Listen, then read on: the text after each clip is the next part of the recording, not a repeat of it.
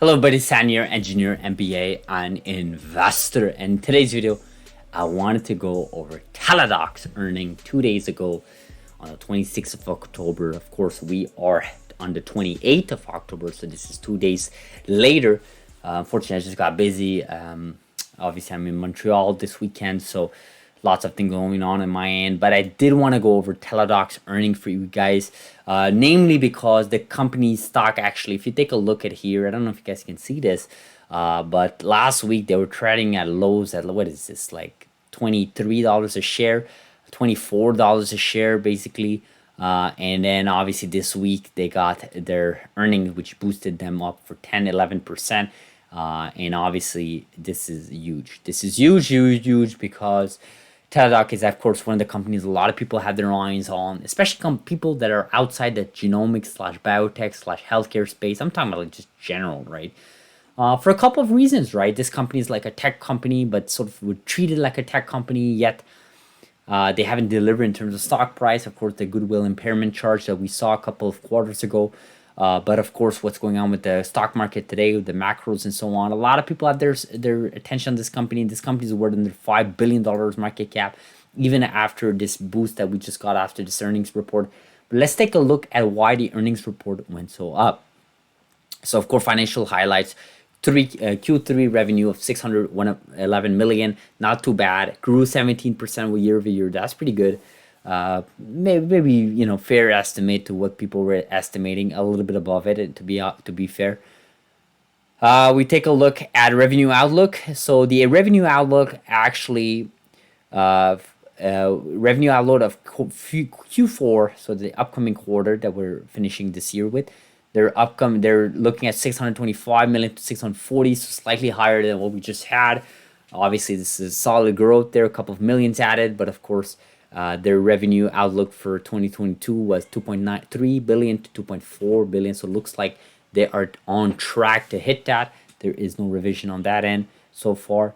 We take a look at the revenues. Of course, like I said, 17% year over year. You always don't want to look year over year. Although I think for this type of company, you could probably look at a quarter over quarter. But anyways, let's just stick with that. I mean, you can't really do that. Actually, there is some seasonal things with healthcare and so on. So I guess I'll take back what I just said. But we're looking at, of course, year over year, 17%. That's pretty good. Access fee revenue in millions, 20% year over year. Visit fee, 5% year over year. Again, these are different ways of them getting money. Of course, US and international looking like really similar growth, but of course, international being a lot trailing than what the US revenue is. Again, not too surprised here, US is a huge beast. I mean, it is a reason why many businesses just want to stick with US as opposed to going international. But clearly this company wants to go international, as they should. I mean, their technology there is an international brand. Could be an international brand, rather. We look at US paid members, of course, 57.8 million, grew from 56.6 in the previous quarter. But if you compare that with year over year, that's a pretty big growth, guys. 52.5 million all the way to 57.8. You're adding over 5 million members. Again, this is in a period of recession, right? Inflationary times, recession times. People, are cutting costs. People are trying to, lower their, daily costs. And of course, businesses are doing the same thing. So adding 5 million in a recession, in my opinion, is pretty good. But hey, what am I to tell you, right? Average US revenue, look at this huge growth too. They added 21 cents per user, average US revenue. So that's pretty good. So of course we take a look at utilization. Utilization a little drop here.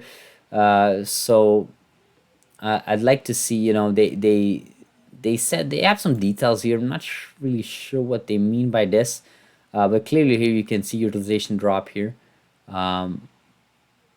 Okay, I mean, the utilization is a measure of ratio of visits of total US paid members calculated by dividing visits during a particular period paid by a US member in the applicable. Okay, interesting.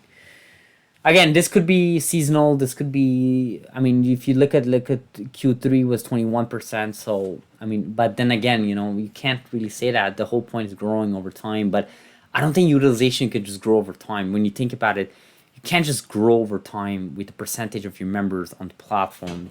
does not work like that, right? There's all going to be seasonal moves there. Of course, visits there, we're looking at a slight drop from Q2. I actually think for Q4 will be big for these guys as we approach winter, as people are indoors a lot more, and they don't want to travel in the cold weather, especially in Canada or in certain parts of US where it gets very very cold. And I'm looking at you, Minnesota, or Chicago, or even New York, right, where there's a lot of business actually. So looking at these, I think this company is doing well, guys. I think the gross margins, everything is looking really, really good. Look at the cash balance here, 900 million as of September 30th. Equivalents of 900 cash in the bank. Of course, if you add the balance sheet with convertible debt and so on, it's 1.53 billion. Of course, they lost some cash with the goodwill impairment, but it is what it is. Yeah, I think this is good, guys. So looking for Q4, like I said, they're sticking with their growth there for 13 to 50% year-over-year growth compared to Q4 of 2021. Total visits, they expect this to increase by 7 to 11%. And of course, they're looking for more members, 6 to 8%. That's pretty conservative growth.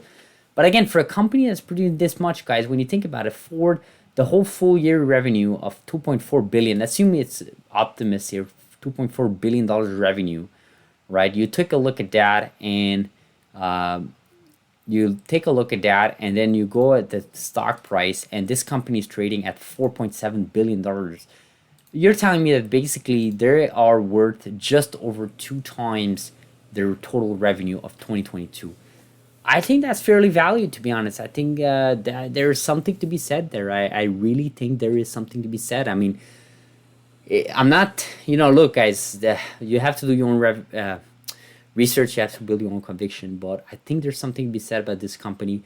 There's a reason why there's a lot of investors looking at this company. There's a reason why outside the healthcare space, I'm not even talking the genomics, biotech, healthcare space, I'm just talking about general investors looking at this company like, man, they have cash in the bank, almost $1 billion cash.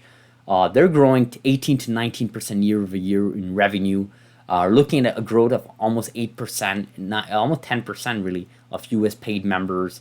And total visits are increasing over 21% year over year. And, the company stock has been hit so hard from its peak, again, in 2021, 90% from its peak, and even over 90% if you count last week trading price. So lots of exciting things, guys. Let me know in the comments below what you guys think about this company. I'm really, really, really curious about what you guys are thinking here. I think there's something to be said about this company. I think I've said it many, many times, but I think this company has a angle in the healthcare space that we're trying to disrupt. Of course, we cover a lot of technologies like CRISPR. We have genomics companies in our portfolio that we talk a lot about. But of course, Teladoc is trying to do something that no company has done before in the healthcare space, and that is to disrupt the legacy healthcare, which is you moving physically from your house to a doctor's site or to a psychologist or to a healthcare professional, wherever they are, to get treatment, where you have huge lineups, lots of forms to fill, lots of delays, traffic, and so on, lots of inefficiencies introduced by that process, as opposed to having a smartphone where you can dial in, get your prescription, and so on, get your care. For over 90%, like we said, of visits could be done and handled through a smartphone. Will Teladoc be the one? That is the question that we should all be asking. Thank you so much for watching, guys. Hopefully you guys have a beautiful Friday and a weekend. Do subscribe if you're not subscribed, and like this video if you haven't, and I'll see you guys in the next video. Thank you.